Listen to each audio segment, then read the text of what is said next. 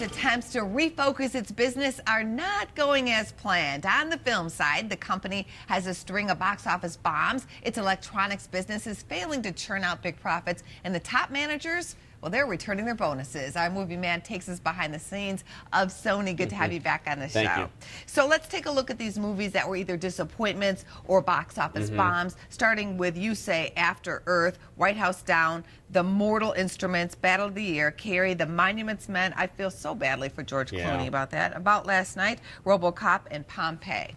Yeah, I mean, it's not like they haven't had some successes. I mean, American Hustle did very well for them, Captain Phillips. We only have sort of maybe about 3 films that maybe hit about a $50 million profit margin. The rest are kind of small, and the rest of those, obviously, you know, either big or small disappointments. And Heaven is for real. This year, that's their sort of their one success story this year so far. All right, so at the box office last weekend, Neighbors came in at #1, and this was a big win. It was a very big win, more so for Universal. And a lot of people are sort of concentrating on what ended up in #2.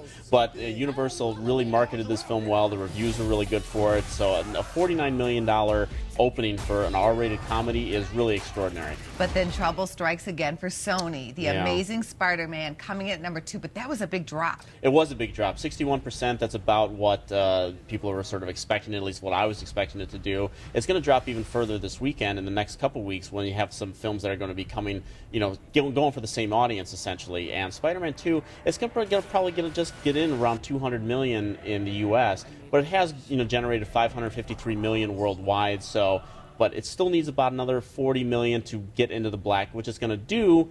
But the next chapter, that's where the problem is going to be for Sony. And then #3 at the box office last weekend, The Other Woman, Heaven is for Real, and Captain America. Now, this weekend, take a look at this. We have Godzilla and $1 Million Arm. Yeah, so if you don't want to get into, you know, a lot of the special effects blockbusters, you have $1 Million Arm, a Disney film with John Hamm. It's sort of Slumdog Millionaire meets Moneyball, I guess. It'll probably, you know, open in the teens somewhere. But Godzilla is going to be the film that will take the #1 slot this weekend.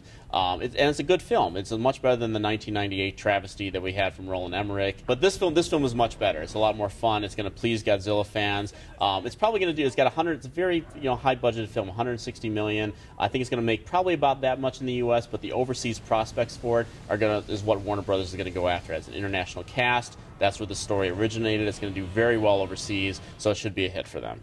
Good to have you on the show. Thanks for coming on. Thank you.